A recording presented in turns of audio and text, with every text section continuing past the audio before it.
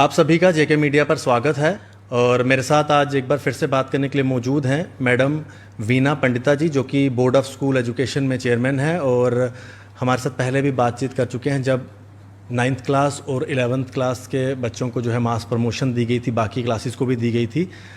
10th का और 12th का जो भी रिज़ल्ट आना बाकी है उसके अंदर अब बोर्ड ऑफ स्कूल एजुकेशन ने क्या डिसीजन लिया है उस बारे में हम बात करेंगे। मैम, आपका बहुत बहुत स्वागत है।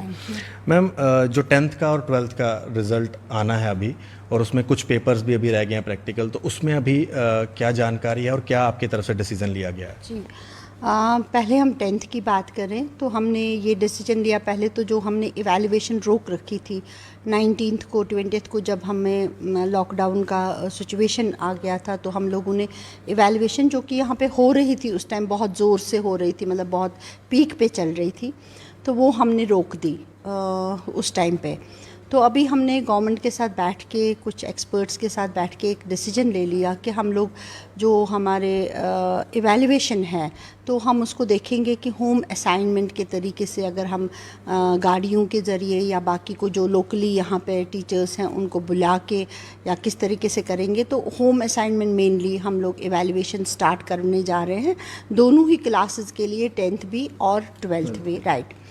तो 10th का हमने एक और साथ में डिसीजन ले लिया था, क्योंकि 10th का जो थ्योरी पेपर है वो सारा कंप्लीट हो गया हुआ है एग्ज़ामिनेशन, और उनके प्रैक्टिकल सिर्फ रह गए थे।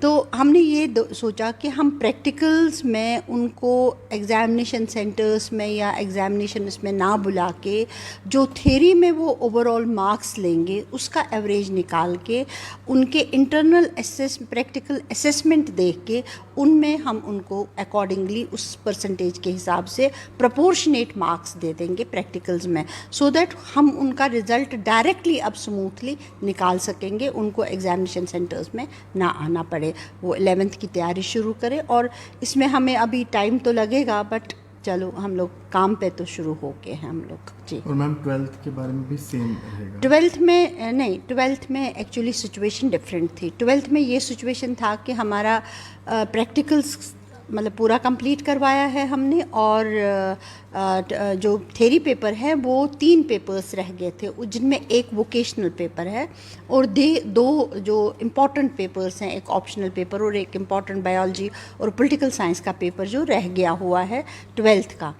तो हमने उसमें ये डिसीजन तो ले लिया कि हम लोग इवैल्यूएशन स्टार्ट करेंगे। इवैल्यूएशन हम जितने आंसर बुक्स हमारे पास पड़ी हुई हैं उनकी इवैल्यूएशन, मार्किंग वगैरह, टैबुलेशन, जो भी हमारे यहाँ प्रोसीजर होता है वो हम पूरा कंप्लीट करेंगे।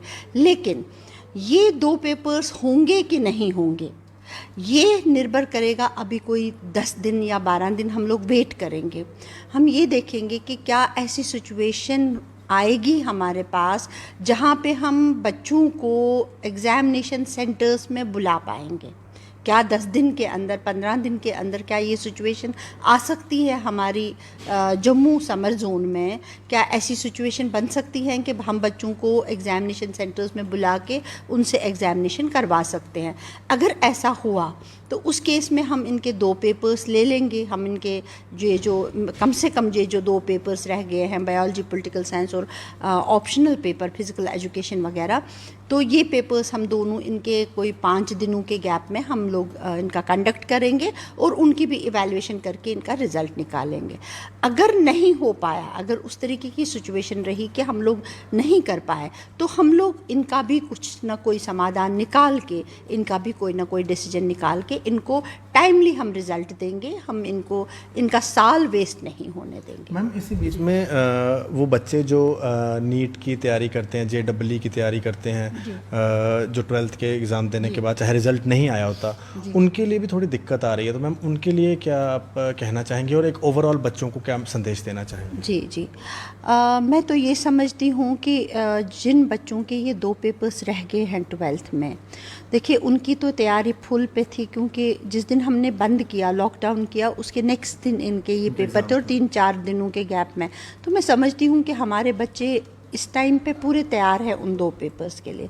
ये जो ये वाला टाइम है उनके पास, ये इनको पूरा बिताना चाहिए उसमें जो तैयारी है नीट की या जेई के एग्ज़ाम की जो तैयारी है, जो उनको जिस भी कॉम्पिटिटिव एग्ज़ाम में इनको बैठना है उसकी पूरी तरह से ये अपने आप को मन लगा के उसमें कर ले और तैयारी अपनी शुरू कर दें।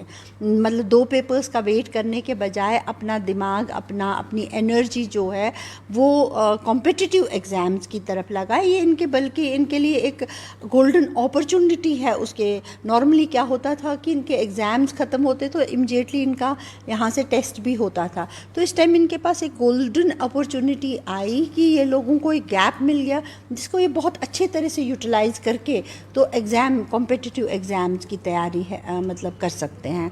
तो मेरा यही मानना है, यही कहना है इन लोगों से कि आप अपने घरों में बैठ के इस टाइम को बहुत अच्छे से यूटिलाइज़ करें। जो ऑनलाइन क्लासेस हो रही हैं उनको समझ लें, उनको देख लें। बहुत सारी हेल्पलाइंस हैं जो डायरेक्टर स्कूल एजुकेशन ने भी दी हैं, हमारी बोस वेबसाइट पे भी हैं।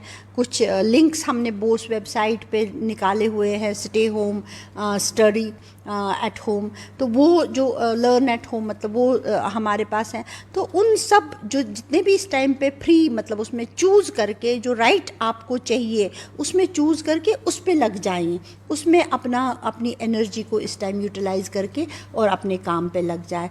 तो हमेशा इसमें ये होता है कि हर चीज़ का भी इस टाइम पे हमारे पास बहुत ही एक अजीब तरीके का माहौल है जहाँ पे कई लोग मतलब डिप्रेशन में, कई लोग को कोई नेगेटिव तरह, पर हर चीज़ का एक पॉजिटिव साइड भी होता है। हम लोग अपने परिवार में हैं, हम लोग अपने घरों में हैं और इसको हम बहुत अच्छे से यूटिलाइज़ कर सकते हैं। पॉजिटिवली इसके लिए थिंकिंग होनी चाहिए और काम करना बहुत इम्पॉर्टेंट है, बहुत ज़रूरी है। इसी में जो भी चल रहा है इसी में जीना आना चाहिए, इसी में जीना सीखना है हमने, वो मेरा मैसेज बहुत रहेगा। अच्छी बात की मैम आपने, बहुत बहुत शुक्रिया बात करने के लिए। Thank you madam Veena Pandita जी का बड़ा अच्छा मैसेज।